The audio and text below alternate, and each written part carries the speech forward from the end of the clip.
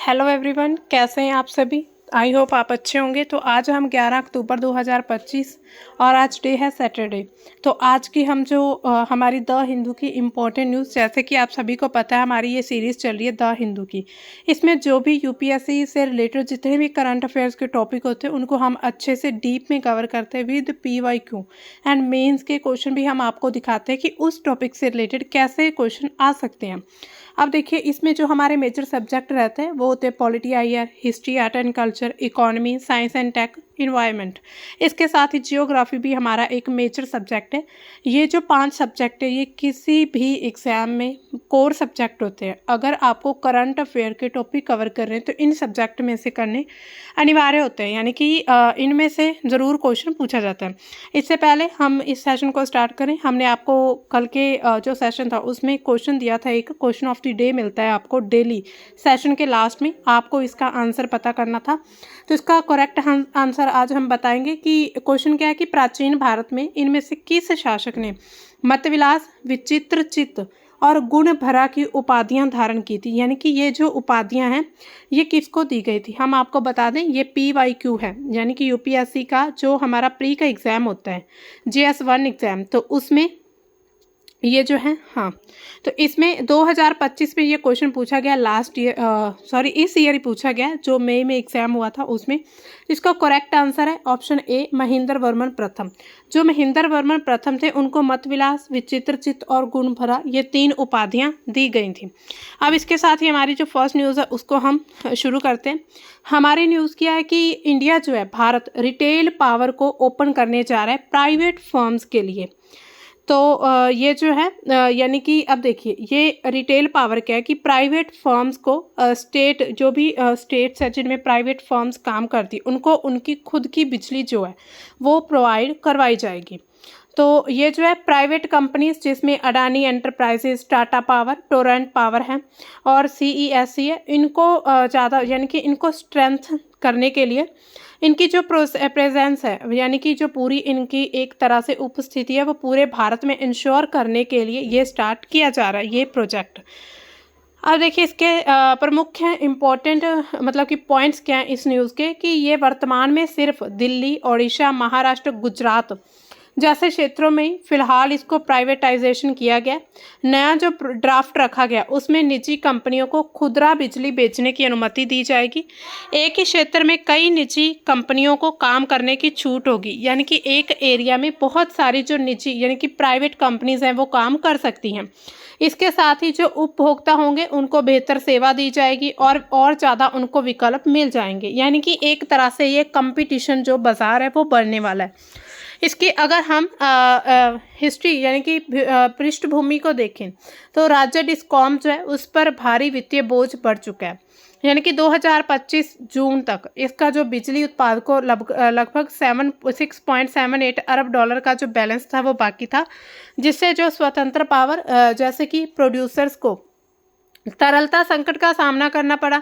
और इससे क्या हुआ कि उस क्षेत्र में जो क्रेडिट प्रवाह था वो रुक चुका था। उत्तर प्रदेश ने इस साल अपनी 4 डिस्कॉम में से 2 का यानी कि प्राइवेटाइजेशन के लिए उनकी बोली लगा दी थी। इसके साथ ही 2022 में इस तरह का एक प्रयास किया गया था, लेकिन उसका विरोध किया गया था। अभी वर्तमान में जो ड्राफ्ट विद्युत अधिनियम 2003 है उसमें अमेंडमेंट करने का सुझाव दिया गया है, जिसमें विनियमन आयोग रहेंगे, जिसमें CERC, SERC, सेंटर और स्टेट दोनों पर ही मतलब इनके प्रावधान शामिल किए जाएंगे। इसमें लाभ क्या होने वाला है, जो भी निजी कंपनी जैसे अडानी ग्रुप्स है, इसके साथ टाटा ग्रुप है, उसके टोरेंट पावर है, CESC है, ये अपनी जो प्रेजेंस है उसको मजबूत करेंगे ऑल ओवर इंडिया में। इससे क्या होगा, प्रतिस्पर्धा से बिजली की जो कीमतें उनको नियंत्रित किया जाएगा, सेवा को सुधारने का मौका मिलेगा, नवीकरणीय ऊर्जा निवेश को भी बढ़ावा मिलेगा। यानी कि इसमें जो रिन्यूएबल जो एनर्जी इन्वेस्ट है उसमें बढ़ावा दिया जाएगा। अब अगर देखिए नवीकरणीय ऊर्जा निवेश में अगर मतलब बढ़ावा होता है उससे क्या फ़ायदा होने वाला है। सबसे पहले तो पर्यावरण का लाभ होगा। जो नवीकरणीय ऊर्जा स्रोत जिसमें हम मेनली देखते हैं सौर ऊर्जा, पवन ऊर्जा, जल ऊर्जा या फिर बायोमास ऊर्जा, इन सभी से क्या होता है कि शून्य ग्रीन हाउस गैस जो उत्सर्जन किया जाता है, जिससे जलवायु परिवर्तन में निपटने में हेल्प मिलेगी। भारत का एक एम क्या है, टारगेट है कि 2070 तक नेट जीरो उत्सर्जन हासिल करना है, यानी कि 2070 तक जीरो जो ग्रीन हाउस गैस उत्सर्जन किया जाएगा, ये एक एम रखा गया है। इसके साथ जो कोयला और जितने भी जीवाश्म ईंधन आधारित बिजली संयंत्र होंगे, उनकी तुलना में अगर हम देखें तो सौर और पवन ऊर्जा जो वो ज़्यादा स्वच्छ है, जिससे वायु प्रदूषण जो है वो कम होगा, स्वास्थ्य संबंधी जो भी समस्याएं वो कम होंगी। इसके साथ ही प्राकृतिक संसाधनों का संरक्षण भी माना जा रहा है, यानी कि नवीकरणीय ऊर्जा जिसमें पानी और जो अन्य संसाधन होते हैं उनका कम यूज होता है, जिसके कारण जैसे सौर पवन ऊर्जा उत्पादन में जल की आवश्यकता जो होती है वो न्यूनतम, यानी कि इसमें पानी की जो नीड है वो बहुत कम रहती है, यानी कि सौर ऊर्जा और पवन ऊर्जा में। तो इससे क्या होगा कि पानी को संरक्षित रखा जा सकता है। इसमें कुछ इकोनॉमिक प्रॉफिट भी होने वाला, आर्थिक लाभ। जो सौर और पवन ऊर्जा उसकी लागत पिछले एक दशक से कम हुई है। भारत में अगर हम सौर ऊर्जा की लागत देखें तो करीब 203 रुपये प्रति किलोवाट आ रहा है, जो कि कोयला आधारित बिजली से सस्ता है, यानी कि कोयले से ये सस्ता है। इसके साथ ही रोजगार मिलेगा नवीकरणीय ऊर्जा क्षेत्र में, जो मैन्युफैक्चरिंग, विनिर्माण, स्थापना, रख रखाव, अनुसंधान में रोजगार के मौके मिलेंगे। भारत में 2022 तक इस क्षेत्र में अगर हम नौकरियां देखें तो 1.1 मिलियन से भी ज़्यादा नौकरियां मिली हैं लोगों को। तो उम्मीद है कि नवीकरणीय ऊर्जा ये जो होगा, यानी कि क्षेत्र, इसमें काफ़ी लोगों को नौकरी मिलने की उम्मीद है। ऊर्जा आयात पर निर्भरता कम होगी। अगर भारत में पवन ऊर्जा, सौर ऊर्जा के माध्यम से ऊर्जा का उत्पादन किया जाएगा तो हम जो कहीं से इंपोर्ट करते तो वो कम हो जाएगा। नवीकरणीय ऊर्जा में सौर पवन ऊर्जा जो है, इस पर जो भी स्थानीय संसाधन है उन पर डिपेंड करती है, जिससे आयात कम रहेगा।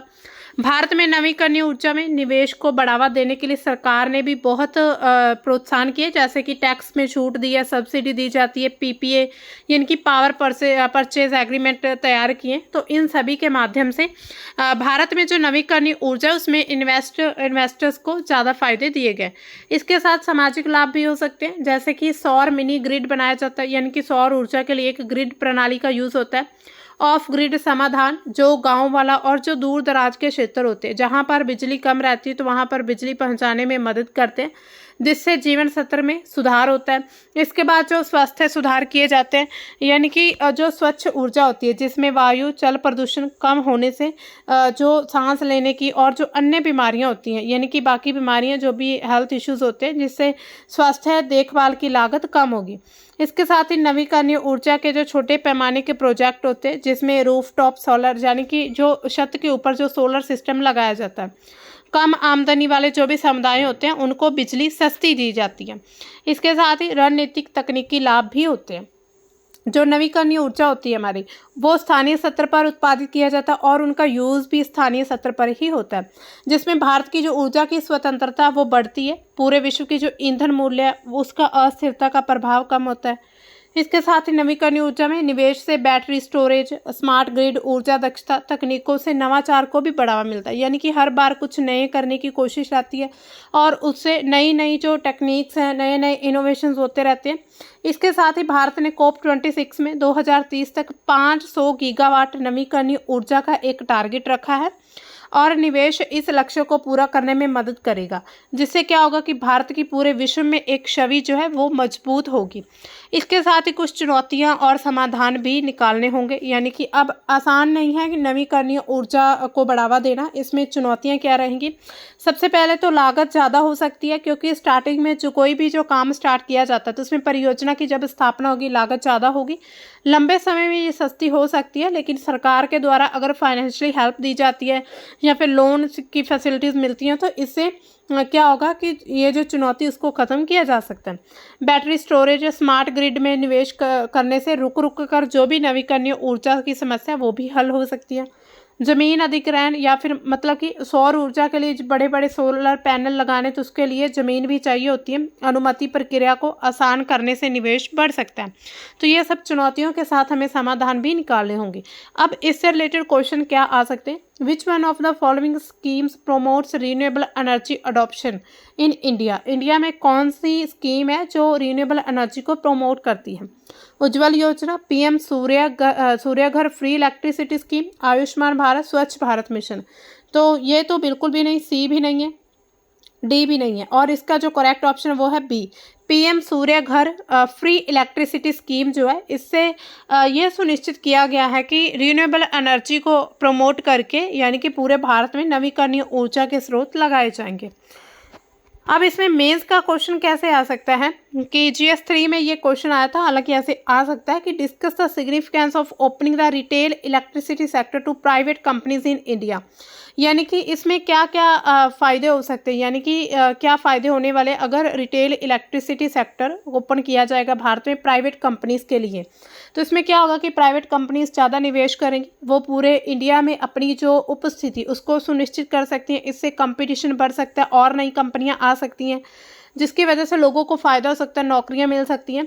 How can such reforms address the financial distress of state owned distribution companies, discoms जो हैं, एंड इम्प्रूव कंज्यूमर सर्विसेज, यानी कि कैसे ये जो भी कंज्यूमर उपभोक्ता की सर्विसेज हैं उनको कैसे यानी कि इम्प्रूव करेंगी। इसके बाद हमारी जो सेकेंड न्यूज़ है उसकी तरफ चलते हैं। एक हाइड्रो पावर प्रोजेक्ट है चिनाब नदी के ऊपर, अब उसको अनुमति मिल चुकी है। ये जो है इसको सावलकोट प्रोजेक्ट कहा जाएगा। ये पहला इन्वायरमेंट क्लियरेंस है, 2017 में शुरू हुआ था, अब इसको मंजूरी मिली है 2025 में। और अगर जब हम देखते हैं कि इंडस वाटर ट्रीटी जो सस्पेंड की गई थी पाकिस्तान के साथ, उसके बाद इसका जो अप्रूवल प्रोसेस है उसको और ज़्यादा फास्ट कर दिया गया है कि अब हमें जो है पाकिस्तान के ऊपर या कहीं पर भी डिपेंड ना रहना पड़े।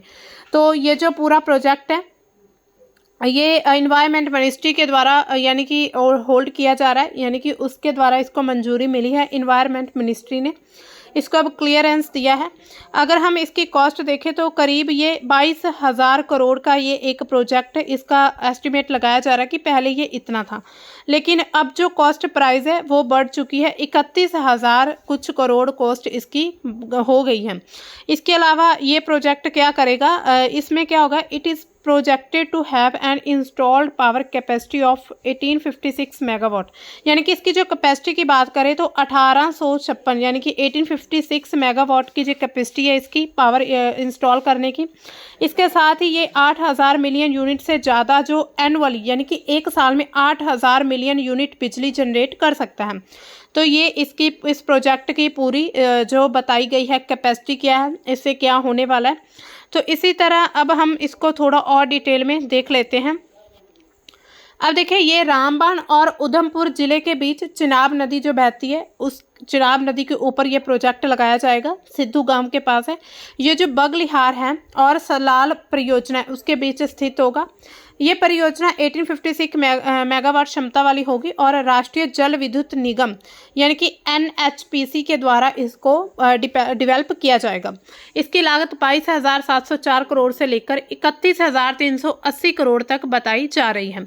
इसका इतिहास अगर हम देखें तो ये जो परियोजना 1960 के दशक में ही केंद्रीय जल आयोग के द्वारा ये इसको प्रस्तावित किया गया था, लेकिन पाकिस्तान की आपत्ति के कारण या फिर सिंधु जल समझौते के कारण इसको रोक दिया गया था और ये 65 वर्ष तक ये काफ़ी लंबित चली थी। इसके बाद अप्रैल 2025 में अभी जो पहलगाम अटैक होता है उसके बाद भारत ने इंडस वाटर ट्रीटी को ख़त्म कर दिया, जिससे क्या हुआ, चिनाब और जो भी पश्चिमी नदियां हैं उनको स्वतंत्र रूप से परियोजना विकसित करने का एक मौका मिल चुका है। यानी कि भारत में अब जितनी भी पश्चिम यानी कि वेस्ट में जितनी भी नदियाँ, उस पर भारत अपनी मर्जी से कोई भी परियोजना लागू कर सकता है।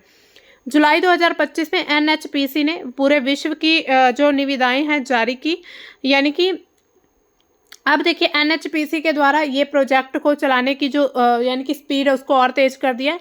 जो विशेषज्ञ पर्यावरण मूल्यांकन समिति जो है वो क्या कहती है कि 9 अक्टूबर 2025 को केंद्रीय पर्यावरण वन जलवायु परिवर्तन मंत्रालय से उन्होंने बातचीत करके फिर इसको मंजूरी दे दी है इस प्रोजेक्ट को।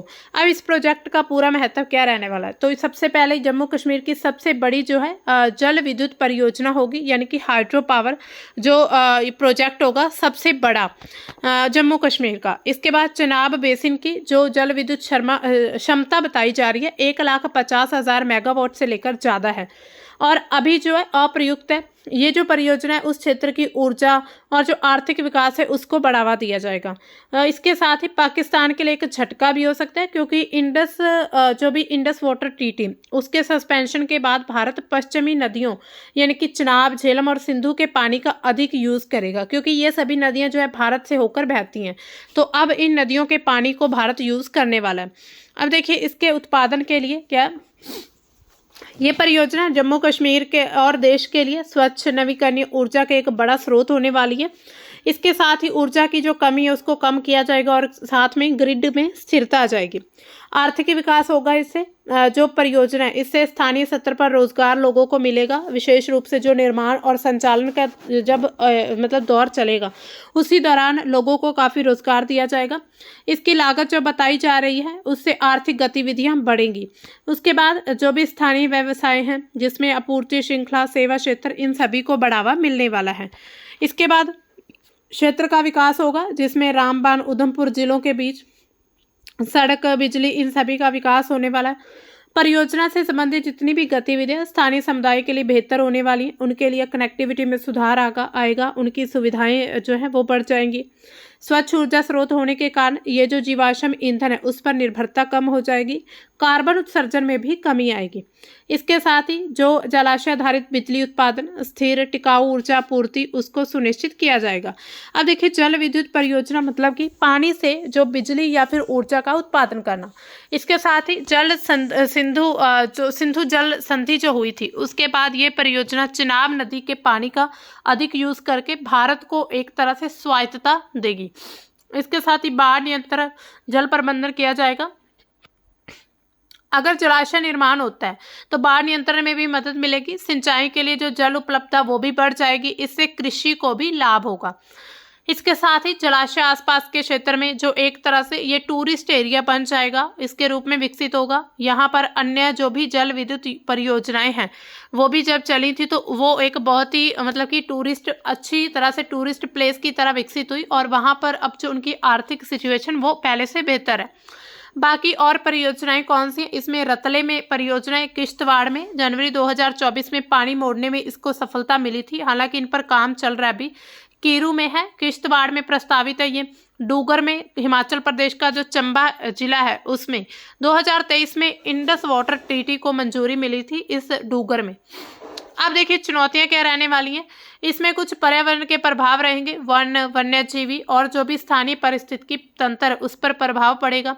इसके साथ ही स्थानीय समुदाय के लोगों को अपनी जगह छोड़नी पड़ सकती है, एक जगह से दूसरी जगह जाना पड़ सकता है, जिससे उनको उचित मुआवजा या फिर पुनर्वास की योजनाएं तो दी जाएंगी। लेकिन हालांकि ऐसा होता है कि लोग अपनी जगह को छोड़ना पसंद नहीं करते। इसके बाद जो भी भूकंप के जोखिम रहेंगे, वहाँ पर जो बेसिन है चिनाब का भूकंप संवेदनशील क्षेत्र में है और इसलिए परियोजना का डिजाइन, निर्माण जो है भूकंप रोधी होना चाहिए। ये सब चुनौतियां हैं।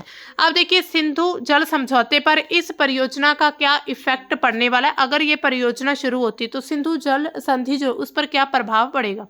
तो चिनाब नदी पर जल विद्युत परियोजना जैसे कि सावलकोट, रतले, बगलिहार है, इसमें सिंधु जल समझौता जो उसके साथ गहराई से ये योजनाएं जुड़ी हुई हैं।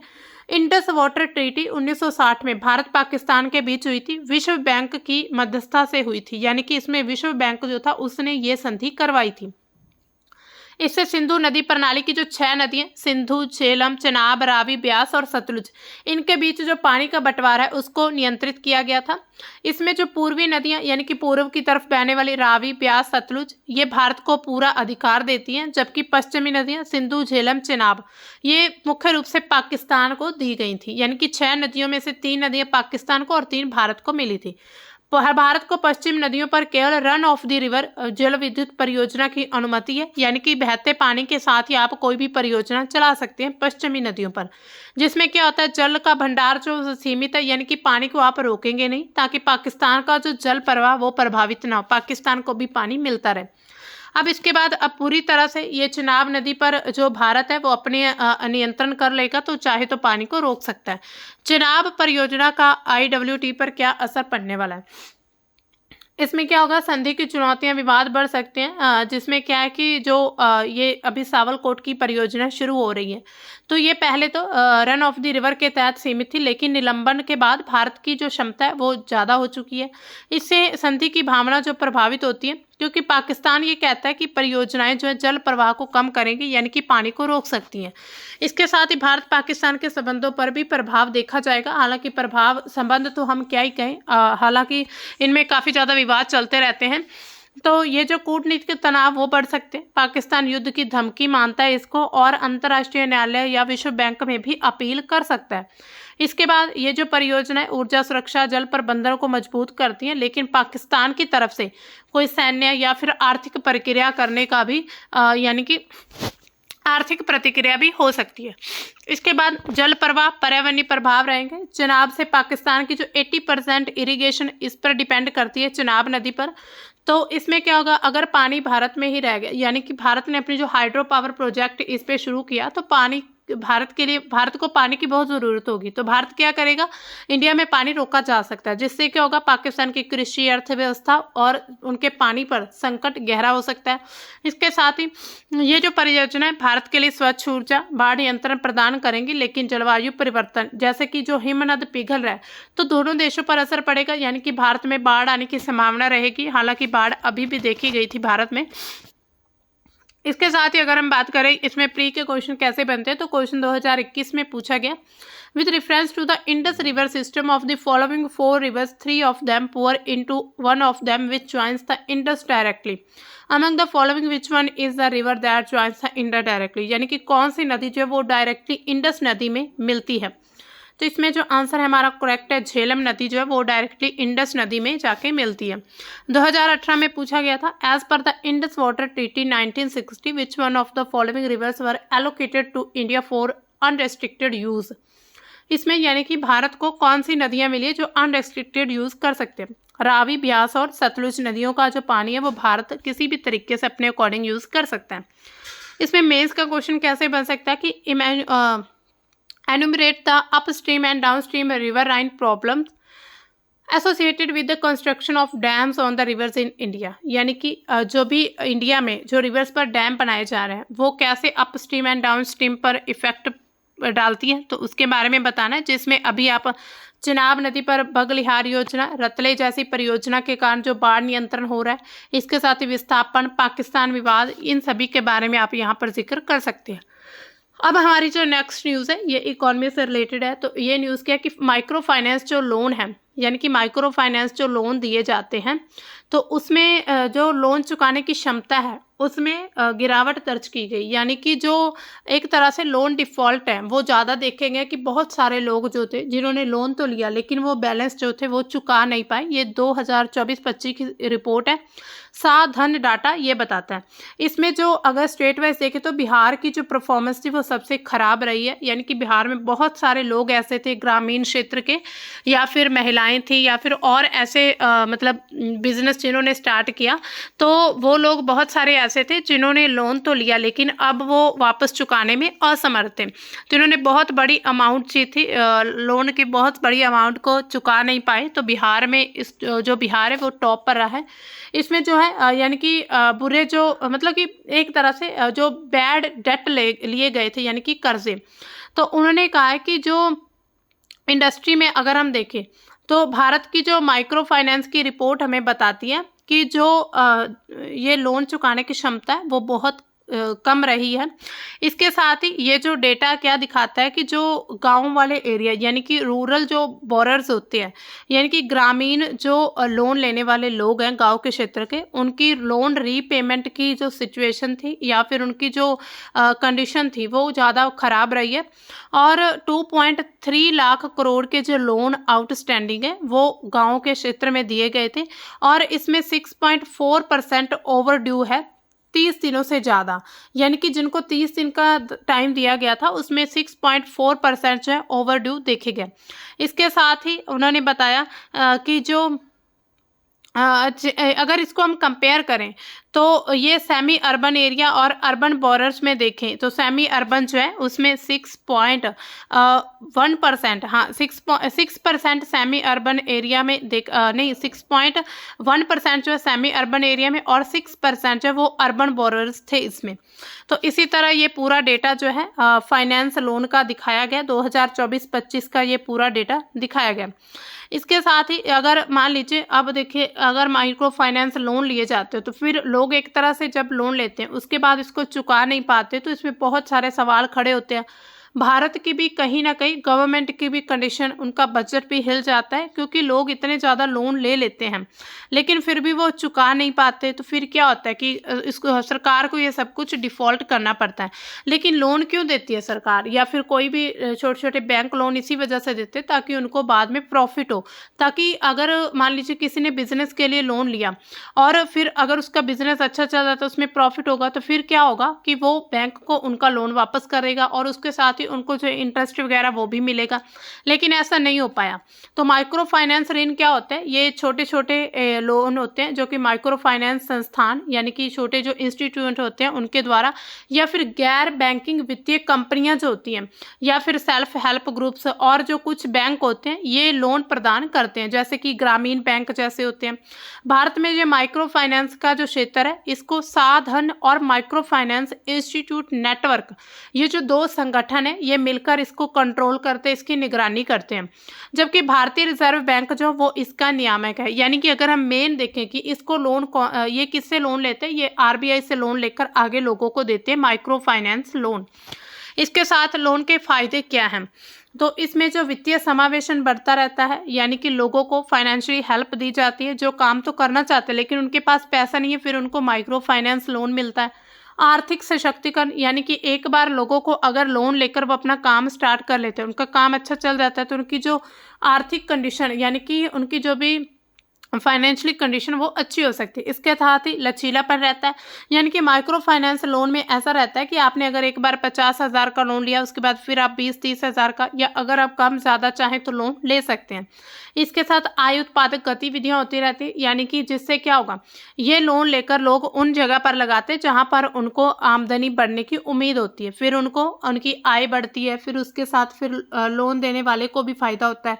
सामाजिक प्रभाव देखा जाता है, यानी कि अगर समाज किसी गांव के क्षेत्र में लोन देकर कोई काम स्टार्ट किया गया तो समाज में उसकी जो स्थिति वो अच्छी हो सकती है। इसके साथ ही क्रेडिट हिस्ट्री निर्माण, यानी कि इस लोन के जरिए जो सिबिल स्कोर वगैरह होते हैं वो सब चेक किए जाते हैं कि किसी भी व्यक्ति के सिबिल स्कोर कैसे हैं, भविष्य में उनको लोन मिल पाएगा या नहीं, तो ये सब कुछ इसके फायदे होते हैं। अब देखिए माइक्रो फाइनेंस का ये जो पूरा क्षेत्र, इसका डेटा देख लेते हैं कि इस क्षेत्र का विकास कहाँ तक हुआ है। 2000 से ये शुरू हुए थे, इसमें जो यानी कि पोर्टफोलियो बताया गया तो 0.01 जो है अनुमानित यानी कि सेल्फ हेल्प ग्रुप्स को मिला था। इसके साथ ही जो सक्रिय उधारकर्ता यानी कि जो एक्टिव जो बोरवर्स थे यानी कि लेने वाले उसमें 0.1% थे। इसके साथ ही सक्रिय ऋण जो थे यानी कि जो लोन दिए गए थे 0.2%, और इसके साथ ही डीलिक्वेंसी दर जो है वो PAR 30+ यानी कि 30 दिनों से ज़्यादा के लिए डेटा इसका अभी तक उपलब्ध नहीं है। इसमें अगर आप एक एक बार चेक करेंगे तो इसमें 2010 में, फिर 2015, फिर 20, फिर 23, फिर 24, अब देखिए यहाँ तक बढ़ता गया है, लगातार बढ़ रहा है। इसके बाद फिर जो 2025 है उसमें थोड़ा ये जो उधार करता है यानी कि एक्टिव जो उधार लेने वाले हैं तो बोरवर्स जो हैं वो थोड़े कम हो चुके हैं 8.3% तक। तो इसी तरह आप देख सकते हैं 4.3% तक जो है फाइनेंशियल ईयर 25, तो सितंबर में 4.3% जो इसकी डीलिक्वेंसी दर जो है वो दर्ज की गई है। इसके साथ ही अगर किसी क्षेत्र में हम वितरण की बात करें तो पूर्वी और उत्तर पूर्वी जो भारत है वहाँ पर 63% पोर्टफोलियो की हिस्सेदारी रही है। बिहार में सबसे ज़्यादा डीलिक्वेंसी है, यानी कि ये जो बिहार है, ये जो डीलिक्वेंसी का अर्थ ये है कि इतने % लोग जो है लोन चुकाने में असमर्थ रहे, इन्होंने अपना लोन डिफ़ॉल्ट करवाया है।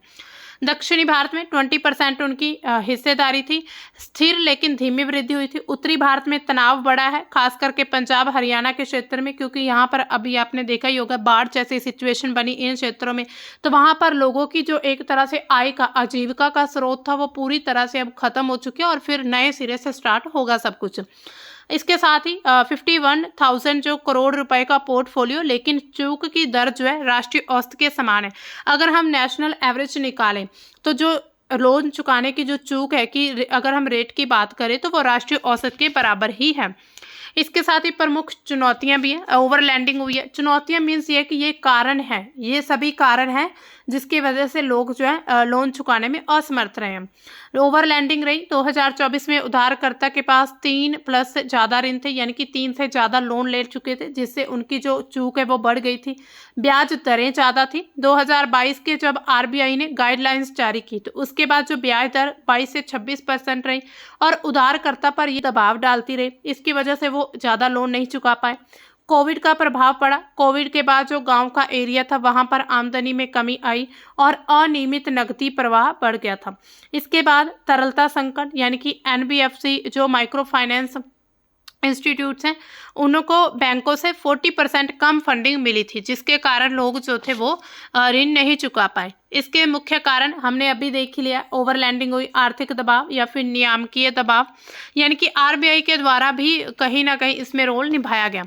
अब देखिए माइक्रो फाइनेंस में जो नियामकीय बदलाव किए गए थे वो कब और कैसे, उसमें क्या बदलाव हुए भारत में। तो 2011 में जो माइक्रो फाइनेंस था उसके लिए पहला ढांचा जो बदला गया था ये मल्होत्रा समिति की सिफारिशों पर किया गया था, यानी कि इसमें एनबीएफसी की एमएफआई की जो परिभाषा जारी की गई थी कि गैर बैंकिंग वित्तीय कंपनियां, यानी कि बैंक ना हो, वित्तीय कंपनियां जो हैं वो माइक्रो फाइनेंस इंस्टीट्यूशन के रूप में उनको डिफाइन किया गया यदि उनके पास कुल जो संपत्ति है उसका 85% माइक्रो फाइनेंस ऋण में होगा।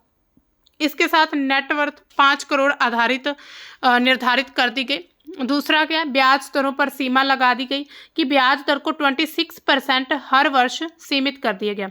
मार्जिन कैप लगाए गए। एमएफआई की जो लागत है उससे 10 से 12% ब्याज दर अधिक नहीं होनी चाहिए। माइक्रो फाइनेंस इंस्टीट्यूट की जितनी भी कॉस्ट है उससे 10-12% से अधिक इंटरेस्ट नहीं देंगे, मतलब नहीं लेना होगा। इसके बाद उधार की सीमाएं, प्रति उधारकर्ता यानी कि 50,000 का जो लोन ले सकता है और अधिकतम जो है दो जो माइक्रो फाइनेंस इंस्टीट्यूशन से लोन 2 मिल सकते हैं मैक्सिमम।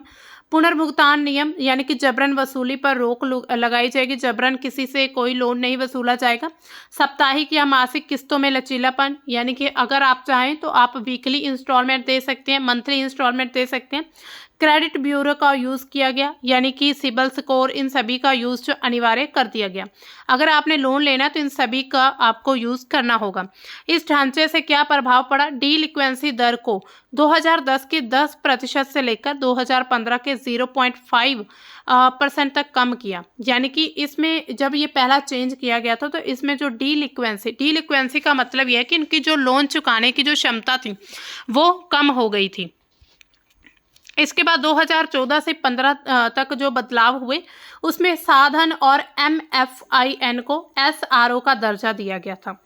इसमें जो है आरबीआई ने 2014 में साधन को स्वयं नियामक संगठन के रूप में मान्यता दे दी और इनका जो काम था आरबीआई जो गाइडलाइंस थे उनका पालन करना, डेटा को इकट्ठा करना और जो भी उधारकर्ता की शिकायतें हैं उनका समाधान निकालना।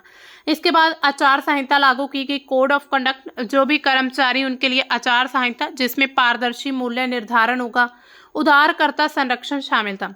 इसके साथ ही क्षेत्र में पारदर्शिता बढ़ती नजर आई, उधारकर्ता में विश्वास में सुधार हुआ, उनको विश्वास ज़्यादा होने लगा। फिर आता 2022 का समय, इसमें आरबीआई ने माइक्रो फाइनेंस की नई गाइडलाइंस जारी कर दी थी। अब जो माइक्रो फाइनेंस था उनकी डेफिनेशन उन्होंने चेंज कर दी। अब माइक्रो फाइनेंस लोन सिर्फ एनबीएफसी या फिर एमएफआई तक सीमित नहीं है, बल्कि सभी आरबीआई नियंत्रित संस्थाएं, यानी कि जितनी भी संस्थाएं जो इंस्टीट्यूशन आरबीआई के द्वारा कंट्रोल किए जाते हैं, नियंत्रित किए जाते हैं, वो सभी ये माइक्रो फाइनेंस लोन दे सकती हैं। माइक्रो फाइनेंस ऋण जो है बिना गारंटी वाला लोन होता है जिसका यूज आय उत्पादक गतिविधियां या फिर अन्य उद्देश्यों के लिए होता है कि आप कुछ ऐसा प्रोडक्शन करें इस लोन से जिससे आपकी आमदनी बढ़े। इसके साथ ही ब्याज दरों पर जो नियंत्रण लगाया गया था अब उसको हटा दिया गया था। 26% की जो ब्याज दर की सीमा उसको खत्म कर दिया। अब जो माइक्रो फाइनेंस इंस्टीट्यूशन बाजार था, ये बाजार आधारित जो इंटरेस्ट रेट है उनको मतलब कि तय कर सकते थे, लेकिन इसमें भी पारदर्शिता होनी जरूरी थी। ऐसा नहीं है कि बाजार में कोई और रेट चल रहा है, आप इंटरेस्ट का कोई और रेट ले रहे हो, तो इसमें क्या है, ट्रांसपेरेंसी नहीं बन पाती। औसत ब्याज दर को सेम रखा, 22 से 26% तक ही रही थी। इसके बाद उधारकर्ता की जो आमदनी है उस पर सीमा लगा दी गई, यानी कि कुल ईएमआई जो है उसकी मासिक मंथली जो इनकी इनकम होगी उससे 50% से अधिक नहीं होनी चाहिए। मान लीजिए अगर किसी ने ईएमआई इंस्टॉलमेंट बनवानी है तो वो 50% तक ही हो। इसके साथ ही क्रेडिट की सीमाएं रही, अगर प्रति उधारकर्ता अधिकतम 1.5 लाख ग्रामीण का क्षेत्र और 2 लाख शहरी ऋण ले सकता है। इसके साथ अधिकतम 4 ऋण ले सकता है। 2024 में जो साधन लागू हुआ था उसके बाद से आप 4 लोन ले सकते हैं एक व्यक्ति। इसके बाद जबरन वसूली पर सख्ती कर दी गई थी। उधारकर्ता को ऋण का विवरण, ब्याज दरों की जानकारी देना जरूरी था कि आपका इंटरेस्ट रेट क्या है, सभी जानकारी उधार लेने वालों को होनी चाहिए। इस बदलावों में जो लचीलापन बढ़ गया, लेकिन ओवर लैंडिंग के कारण फिर भी डीलिक्वेंसी जो थी वो बढ़ी रही। देखिए 2024 में साधन और MFIN के जो भी गार्ड रेल्स है वो क्या कहते हैं, प्रति व्यक्ति जो प्रति उधारकर्ता ऋण की सीमा क्या थी कि हमने पीछे देखा कि अधिकतम वो 4 लोन तो ले सकते थे। इसमें प्रोसेसिंग फीस को ऋण राशि के 1.5% तक सीमित, यानी कि पूरी जो प्रोसेसिंग फीस रहती वो 1.5% रहेगी। क्रेडिट ब्यूरो चेक अनिवार्य हो चुका था। क्रेडिट ब्यूरो की जांच करना जरूरी था आपके सिबिल स्कोर कैसे, ताकि जो ओवर लैंडिंग है वो रुक सके। इसके बाद यूपीआई डिजिटल भुगतान के माध्यम से आप पुनर्भुगतान कर सकते हैं, इसको रीपेमेंट इसके जरिए हो सकती है। इसके बाद ही साधन की जो रिपोर्ट है उसके अनुसार अभी जो देखा गया फाइनेंशियल ईयर 25 में डीलिक्वेंसी में कमी की शुरुआती संकेत दिखे, लेकिन 2026 में रिकवरी की बात कही जा रही है कि 2026 का जो फाइनेंशियल ईयर होगा उसमें रिकवरी हो सकती है। इसके साथ ही प्रधानमंत्री जन धन योजना 2014, ये सभी योजनाएं जो हैं इनको लागू किया गया लोन के लिए। माइक्रो फाइनेंस को समावेशन के साथ इसको जोड़ा गया, जिससे self help groups, joint liability groups जो होते हैं उनको बढ़ावा मिला। मुद्रा योजना 2015 में शुरू हुई। जो उधारकर्ता थे उनको 10 लाख तक के लोन दिए जाते थे, इसकी शुरुआत की गई। कई माइक्रो फाइनेंस इंस्टीट्यूट ने भी इनको लागू किया था। इसके बाद डिजिटल क्रांति आई। यूपीआई ने केवाईसी पुनर्भुगतान प्रक्रिया को और आसान बना दिया। फिर आरबीआई ने डिजिटल माइक्रो फाइनेंस के लिए दिशा निर्देश जारी कर दिए थे। डिजिटल लैंडिंग एप्स पर नियंत्रण रखना 2022 में हुआ था। फिर एनबीएफसी एमएफआई के लिए पूंजी की ज़रूरत, यानी कि 2024 में आरबीआई ने न्यूनतम नेटवर्थ यानी कि 20 करोड़ तक बढ़ा दी थी और इसको 2027 तक लागू रखा गया है।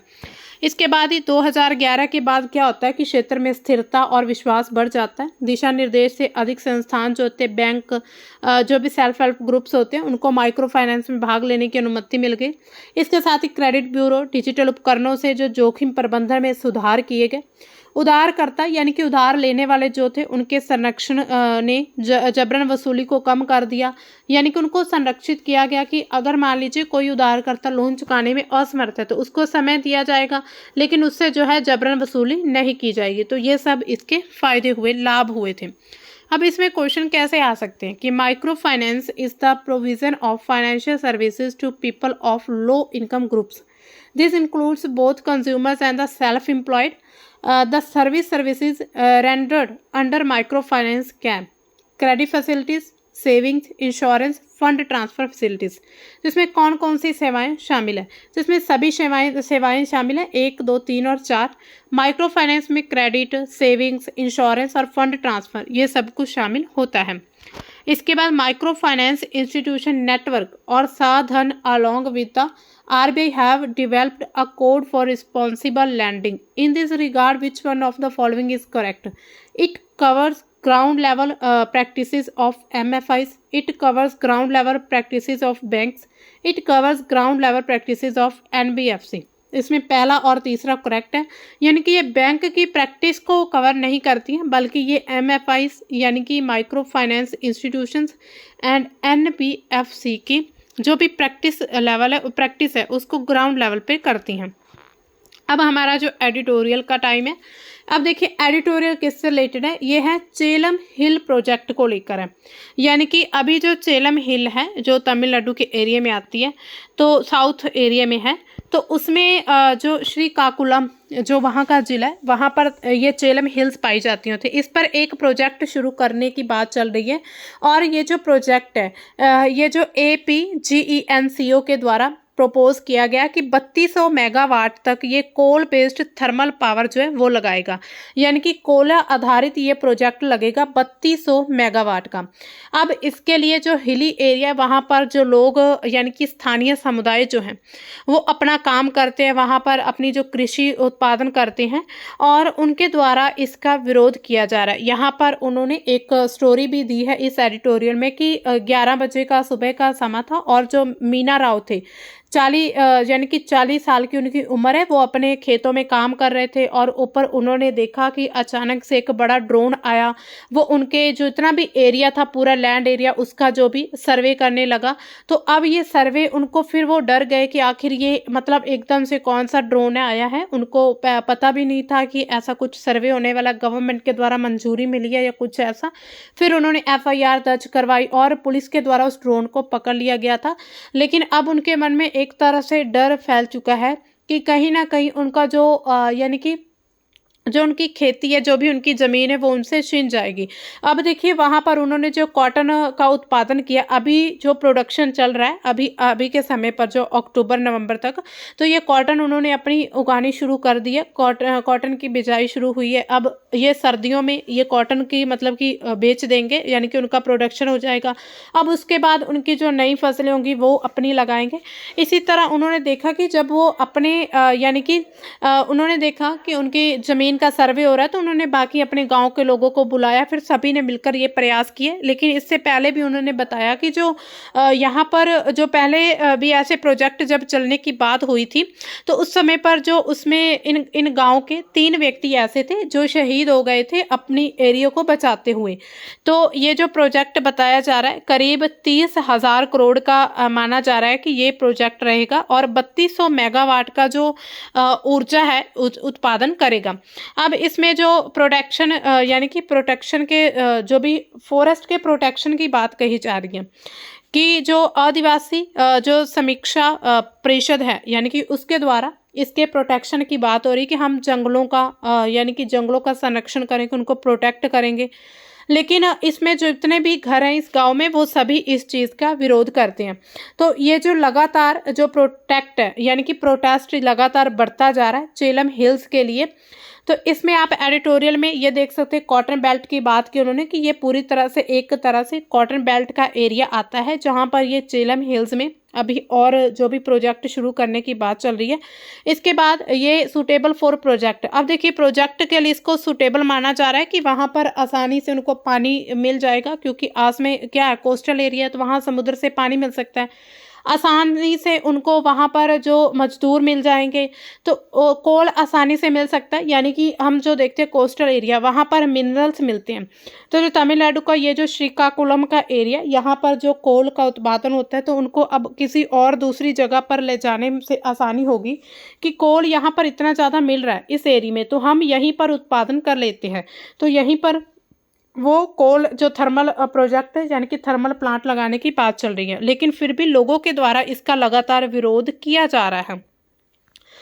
अब देखिए इसमें जो ASP जो स्टेट के वाइस प्रेसिडेंट है वाबा Yogi, who is a coordinator of the power plant व्यतिरेखा पोर्ट्रेट कमेटी, उन्होंने कहा है कि culture, fertile land and water resources of Adivasis will be wiped out once the power project is operational. उन्होंने कहा है कि अगर पावर प्रोजेक्ट ये जो ऑपरेशनल हो जाता है, तो जो आदिवासियों का जो भी कल्चर है, उनकी जो फर्टाइल लैंड है, जो भी उनके पानी के रिसोर्सेज हैं, वो उसको ख़त्म कर दिया जाएगा, यानी कि वाइप आउट किए जाए, नष्ट हो जाएंगे। इसके साथ ही जो फार्मर सवारा थोयोटाया है, वो क्या कहते हैं एंड अदर विलेज के जितने भी हैं core area of the project said that the सावरस will not allow any government official to carry out ground level service. उन्होंने कहा है कि सरकार को ये कभी भी अलाउ नहीं करेंगे कि ग्राउंड लेवल सर्वे किया जाए इस एरिया में। अब देखिए ये जो पूरा एरिया है इसमें अगर हम पूरे प्रोजेक्ट की बात हमने अभी की तो वहाँ पर टी अपाला नायडू जो है उत्तरी आंध्र प्रदेश के, ये जो आंध्र प्रदेश का एरिया वहाँ पर है, सबसे उपजाऊ क्षेत्र में एक की गतिशीलता का पता लगाते हैं जहां पर स्थानीय आदिवासी समुदाय जो है इस परियोजना से जितने भी पर्यावरण नुकसान होने वाले उसके खिलाफ तैयारी कर रहे हैं लड़ाई की, यानी कि लगातार वो सरकार के सामने इसका विरोध कर रहे हैं।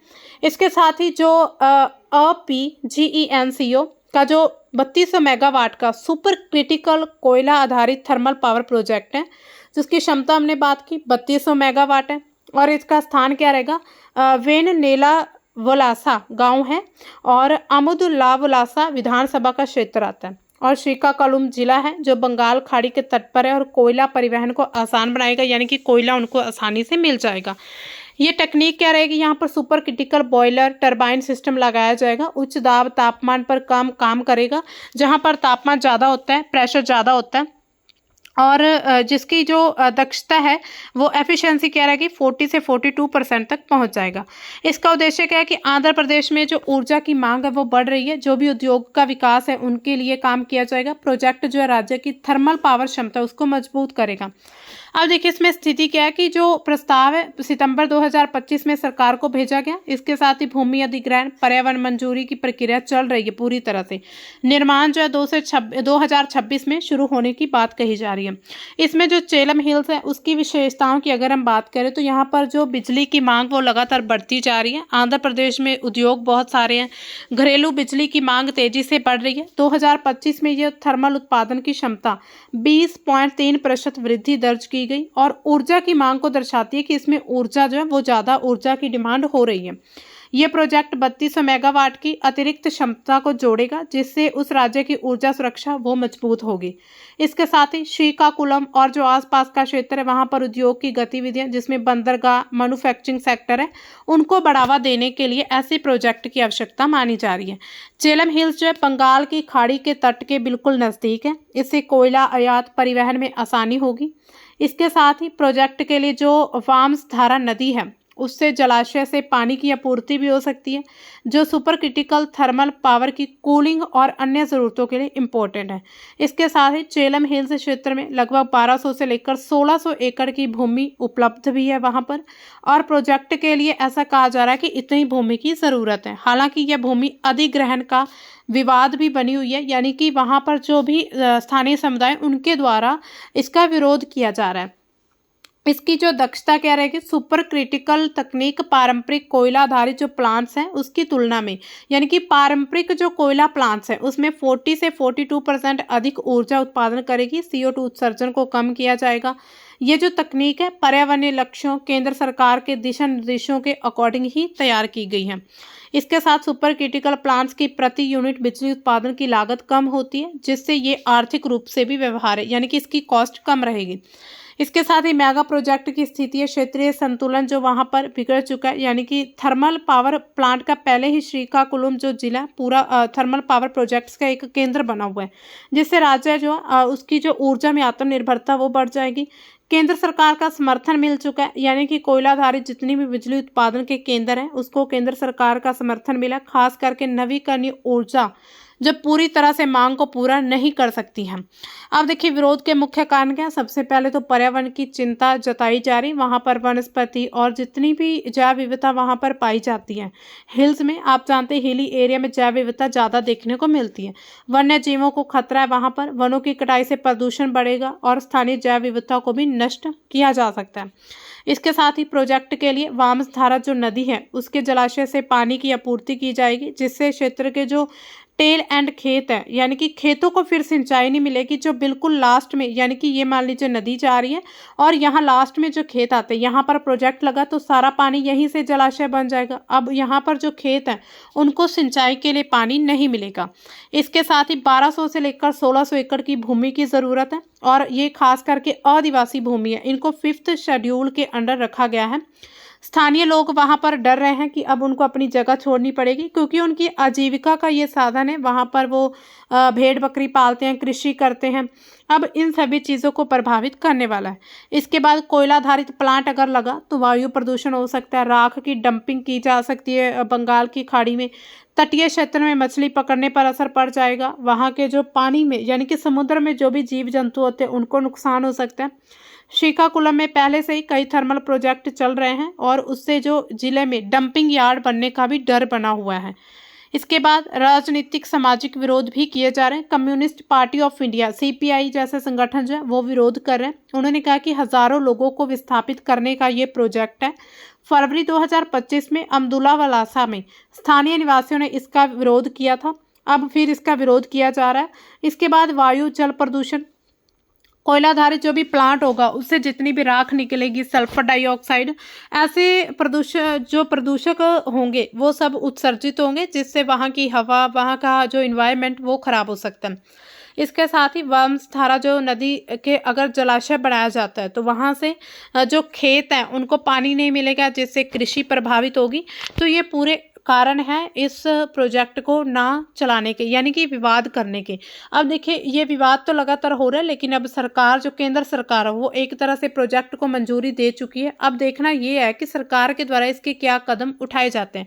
अगर मान लीजिए लोगों को उन्होंने ये प्रोजेक्ट चलाना भी है तो हो सकता है वो इतना 1500-1600 एकड़ की जगह थोड़ी जगह में वो प्रोजेक्ट चला लें, या फिर जो लोगों को विस्थापित करने की बात हो रही, पहले उनकी जो वहाँ पर रहने की जगह उनको इंश्योर यानी कि श्योरिटी देनी होगी कि आप कहाँ पर रहेंगे। आपकी जो इतने सारे लोग अब देखिए एक जगह से दूसरी जगह जाने वाले हैं।